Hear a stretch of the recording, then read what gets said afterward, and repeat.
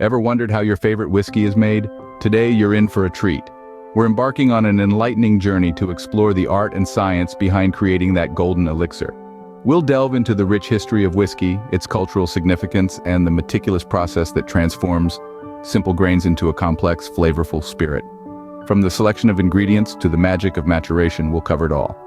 So grab your glass, sit back, and savor the anticipation. Now let's dive into the fascinating world of whiskey making. Making whiskey is an art, and like any art, it begins with the right ingredients. Now, there are three main characters in this whiskey-making drama: water, grain, and yeast.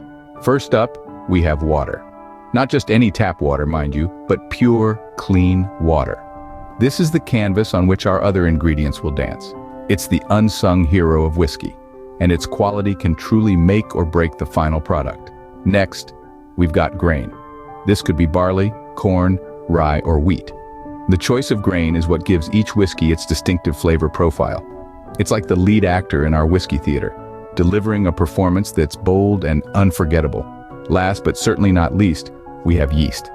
This tiny organism is the maestro, conducting the fermentation process with precision and flair. It's the yeast that transforms the sugars in the grain into alcohol, setting the stage for that delightful buzz. So we've got our ingredients ready. Now it's time for the magic to happen.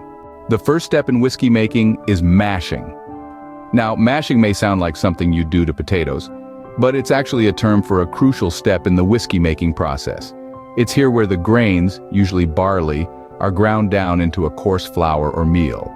This is then mixed with hot water to extract the valuable sugars. Think of it as a cozy hot bath for the grains, coaxing them to release their sweet nectar. This process is repeated a few times, with each cycle extracting more and more sugars. Eventually, you're left with a sweet, malty liquid known as the mash. This mash is where the magic happens. It's the source of the sugars that will be transformed into alcohol during fermentation. But that's getting ahead of ourselves. For now, just know that this sweet, malty mash is the foundation of your future whiskey. With mashing done, we're ready to move on to the next exciting step: fermentation. After mashing comes fermentation, where our whiskey starts to get its kick. Now this is where the magic really begins, folks. Our sweet, grainy mash makes its way to a new home, the fermentation vessel. This could be a traditional wooden washback or a modern stainless steel tank. But what's more important is what we add next: yeast. This tiny organism has a mighty job. It feeds on the sugars in the mash, creating alcohol and carbon dioxide through a process we call fermentation. It's a little bit like a party where the yeast is the life and soul, turning sugar into spirited fun. After a few days of this yeast party, we're left with a liquid known as the wash. It's not whiskey yet, but we're getting closer. It's got the alcohol, but it's still a bit rough around the edges. With fermentation complete, we're halfway there. Next up, distillation. Distillation is where the real transformation happens. Now, I reckon you've heard of a still before, but let's break it down a bit further. Our fermented mash, or wash as it's commonly called, is introduced to a still, a kind of big copper kettle. The heat gets cranked up, and this is where we see some real magic.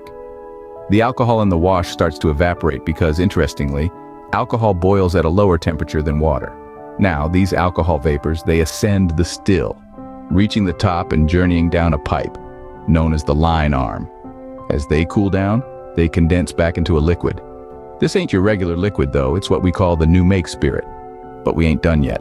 This spirit, it's still a bit rough around the edges, needs some refining. That's where the second still, or spirit still as we call it, comes into play. We repeat the process, heating the new make spirit, letting the alcohol evaporate, condense, and voila, we have ourselves a more refined spirit. This double distillation, it's like a purification ritual, stripping away impurities, concentrating the alcohol, and shaping the character of our beloved whiskey. Now that we have our spirit, it's time for the final step: maturation. And trust me, it's worth the wait. Maturation is when our whiskey gets its unique character. That's right, folks.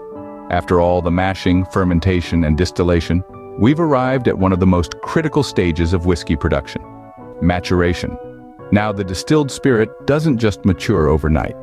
It's transferred to wooden casks, where it rests, absorbs, and develops. The magic happens inside these casks. They're not just any old barrels, oh no. They're often made of oak, which imparts distinct flavors to the spirit. As time ticks on, The whiskey inside the cask starts to take on the characteristics of the wood. It absorbs the rich, earthy flavors, the sweet caramel undertones, and sometimes, if you're lucky, a hint of vanilla or spice.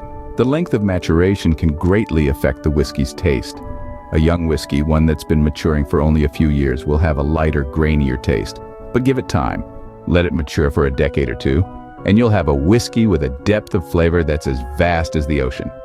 It's a waiting game, but as any good whiskey enthusiast knows, the best things in life are worth waiting for. But we're not quite done yet. Once the whiskey has matured to perfection, it's time for the final steps: dilution, filtration, and bottling.